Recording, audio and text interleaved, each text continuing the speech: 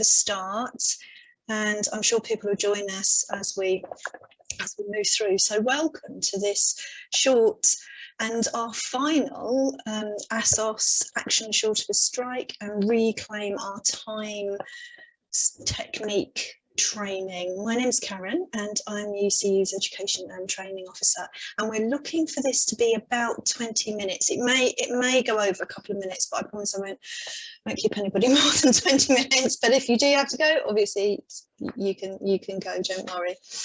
A few bits of housekeeping before we start. The open and closed captions, you should have a closed captions button at the bottom of your screen. So if you click on that, you should be able to get to your open captions.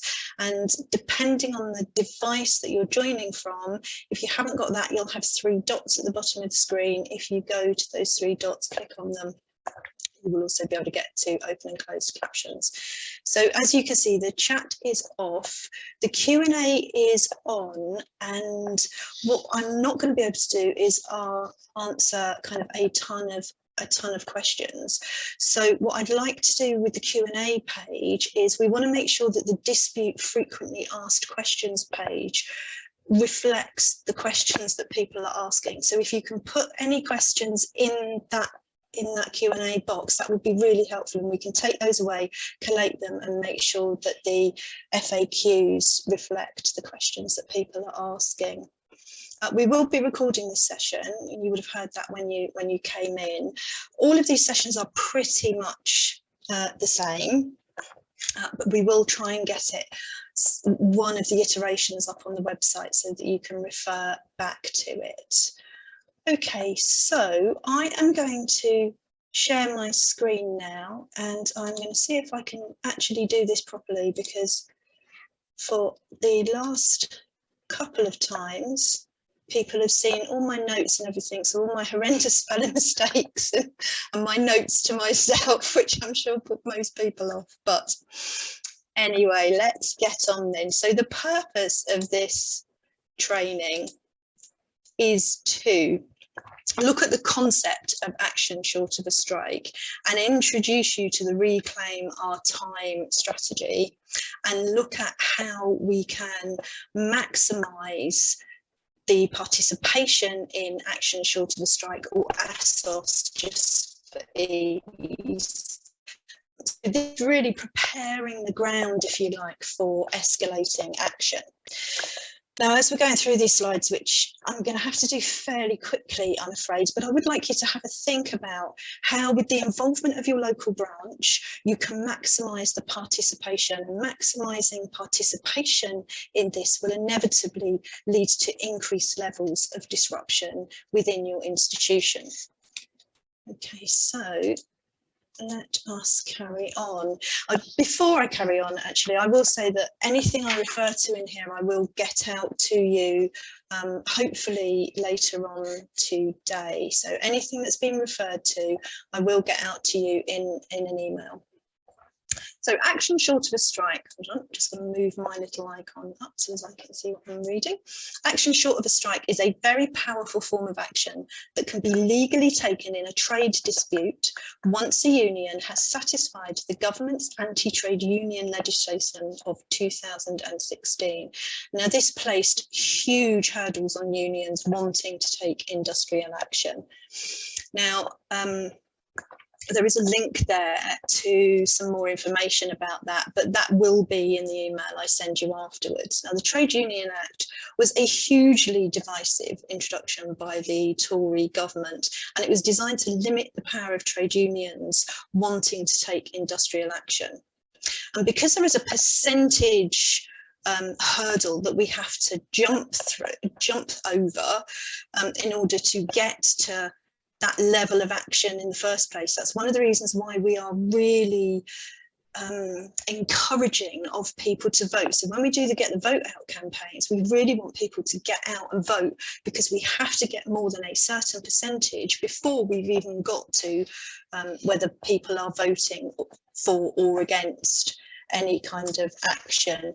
And obviously that's going to be important for those of you who perhaps just missed the threshold for last time and are now going into another round of reballoting, that getting people out to vote is hugely important. Okay, so just to carry on to what does this round of work to contract mean?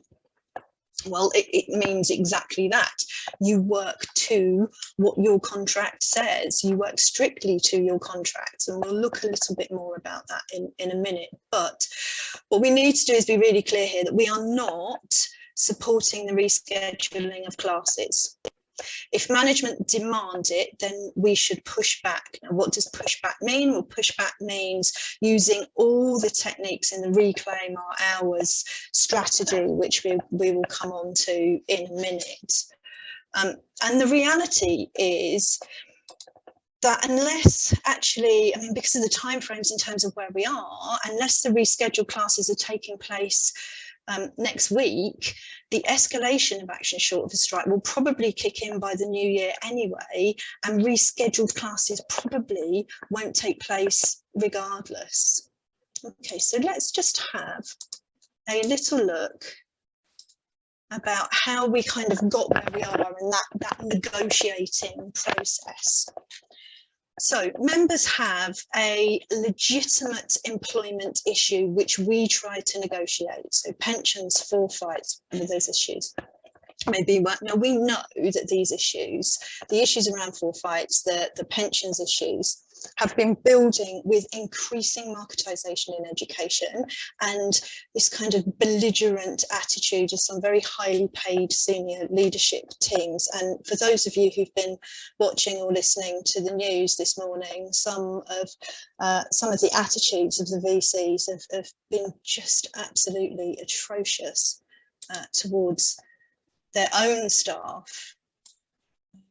Okay, so the employer then refuses to budge and the situation worsens. We know this, we live this experience every single day. And so from there on, the HEC, now the HEC, for those that don't know, is a higher education committee. So those are the people you elect on a cyclical basis. So the HEC voted to declare a formal dispute and negotiations continue. And I think it's really important to emphasise that negotiations continue. We always want to try to be around a negotiating table because that's how we get the best deal for members. But unfortunately, employers at this point have remained completely intransigent. So the HEC then went on to vote to ballot members, which we did, and we won. Otherwise, we wouldn't have had strikes today and we wouldn't be on action short of a strike. So the HEC agreed the strategy for ASOS this time would be work to contract, but it is important to remember that this is just the beginning of action and it is expected to considerably escalate. The hope is that it will get bigger and bolder. I was going to say brighter, but that doesn't really sound brilliant, does it? As we go through. Okay, so let's have a look at this working to contract. So this round of work to contract is legal and legitimate. Now, I think a lot of people, somewhere along the line, believe that we have this amazing, positive right to strike in the UK, but actually we don't. In fact, the UK laws are some of the worst. UK workers have some of the worst protections in Europe. However, what we do have as a trade union is the right to ballot for action, and members have the right to protection when taking that action. And you will have seen on the ballot paper, there would have been a range of action short of a strike action that we now have a mandate from members to go ahead with. So we must remember that this action is legitimate and it is legal. And we also need to be clear that in this initial stage, the action agreed is working to contract only. There is no, at this point, any withdrawal from duties. And I say at this point because action is expected to escalate, and indeed the Higher Education Committee meets, I think, on the 8th, yes it is, on the 8th, to determine what our next steps are going to be.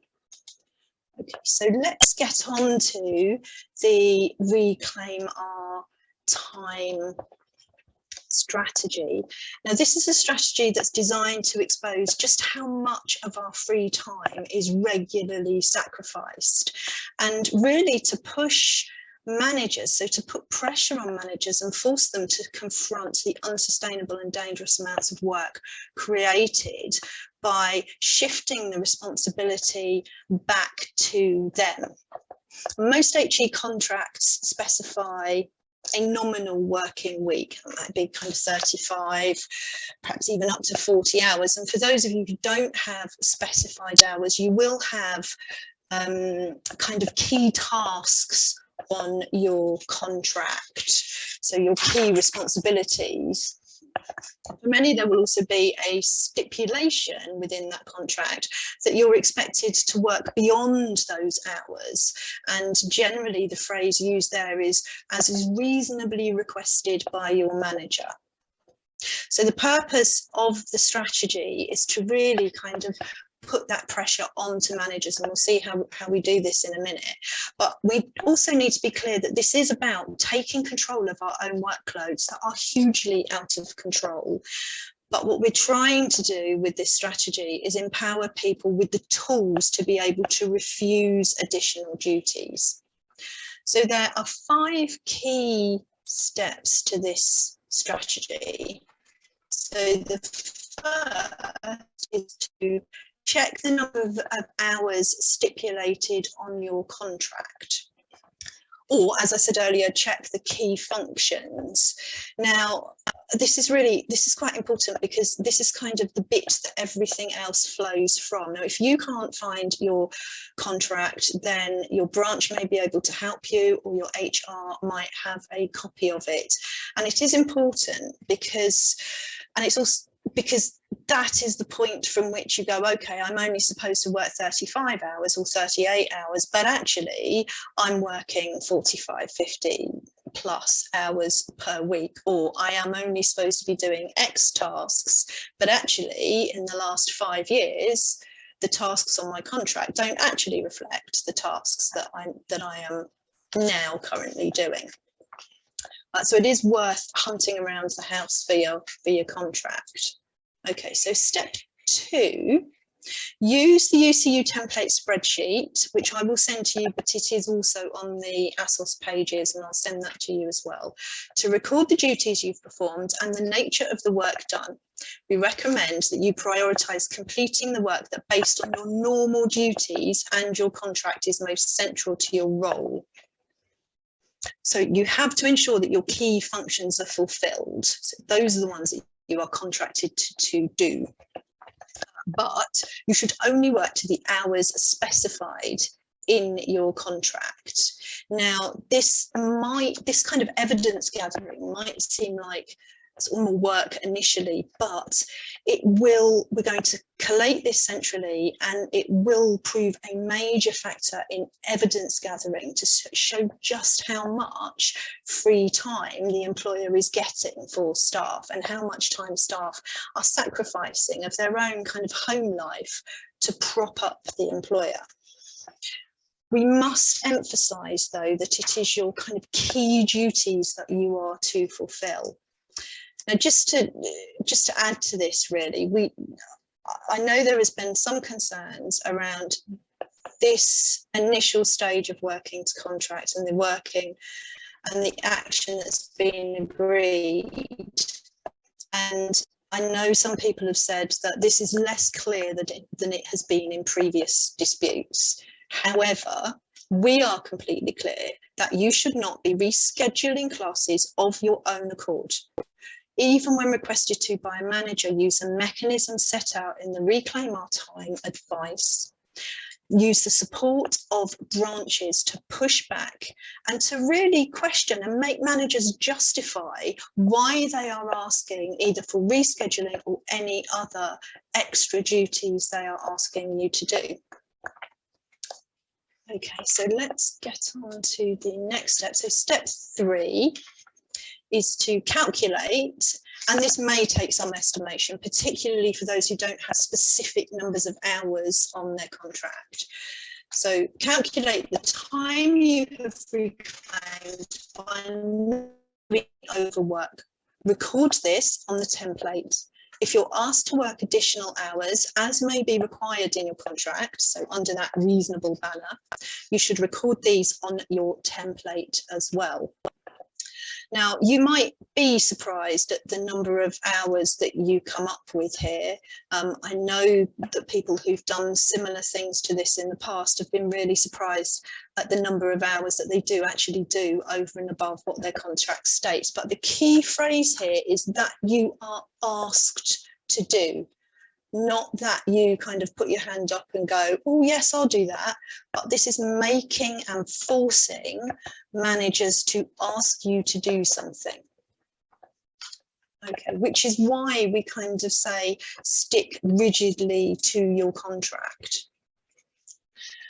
So step 4 is at the end of each week, using the UCU template letter, and we have 2 template letters that you can use and just insert your own situation into those letters. And again, I will send those to you after this presentation. Send your line, so you send this and your timesheet to your line manager and outline what has not been completed. Ask them if they would like you to reprioritise different duties for the following week or continue with the same prioritisation. If your line manager requests that you work additional hours, and then again, them requesting, not you offering, you must ask them to quantify those hours, as it will be important to keep a list of what they are willing to instruct staff to do as reasonable overwork. So remembering that your contract only requests that you do what is reasonable. And we do not think that consistently asking staff to work is reasonable. So let's face it, you know, the workloads are out of control. They are out of control, and they worsen with every passing week. The graphic, I think, that was on the first slide, one of the 4 fights graphics, which is at breaking point. Now, it's there because it is an accurate description of where most people are right now, and there is no sign of let up with that. And until employers start listening and come back to the negotiating table with some serious proposals for change, nothing is going to change. So does this strategy mean that people are going to have to confront their managers? Well, yes, absolutely, it does. Can that be done in a collective way within your branch, within your organisation, among your colleagues? Yes, you can absolutely talk about how you might do that in some kind of collective manner. Will that be uncomfortable for people? Yes, in some cases it will. But I think the question we have to ask ourselves is, will anything change until management are pushed into recognising just how much free employment members are giving to their organisations? Nothing is going to change until we push them to recognise that. Now, within this, your branch can support you, colleagues can support you, you can support one another. There is one more step that we are asking people to take, and that is, once you've completed your kind of timetable, and there's a long timetable and a simplified version, you'll see when I send them out to you. What we're asking you to do is take your numbers from that and pop on to the page on the website that will be in the email, and just pop those numbers into a collecting point. And what we're going to do is we're going to take that away, and we are going to kind of work on that just to see if we can produce figures of just how much overwork is done across the HE sector. Okay, so you can talk to your colleagues about the action that you're taking. And, you know, I would strongly suggest, and I know people find this difficult, but, you know, it's getting colleagues support. Let others know how many hours you've worked for free that impact on your home life. And we keep quiet about these things, it allows the employer to continue to do them. So this action will not only enable you to see just how much work you are doing essentially for free, but it also puts managers on the spot and allows us to build up a significant picture of the state of workloads across the sector. So just in conclusion, just thinking, I've said so about 1 million times. It always annoys me when people do that on the radio, and I've just probably done it about goodness knows how many times. Anyway, the HEC meet on the 8th of December, and as we know, there is scope for increasing the types of ASOS we can deploy. As we were talking about earlier, that would have been on the top of the ballot paper, so you would have seen that. So work to contract will just be the start. Now I am just going to stop sharing just for the last little bit, so as you can actually see me and not a presentation. So for those of you who have come a bit later on, and I've noticed that kind of halfway through the numbers shot up, so we will get everything that has been referred to out to you in an email.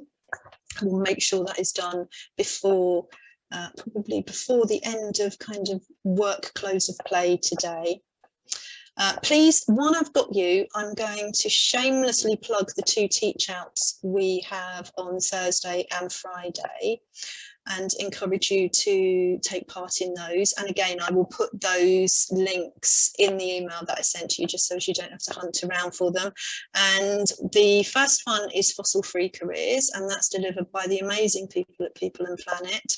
And the second one is Why We Need a Just Recovery in Our Institutions, and that is being delivered by our equally amazing bargaining official who is responsible for the environment. For those of you who have been on picket lines this morning, I hope you have hot chocolate and have warmed up somewhat. There are some amazing things on social media. If you haven't seen the UCU Twitter site, please go and have a look. If you haven't seen the UCU live wall of action, please go and have a look. This is people supporting one another. So lastly, have a good rest of your day. Follow the 5 steps, stay united, talk to each other, support each other, go through your branch. And the last thing I'm going to say is we can win this. Thank you so much for attending.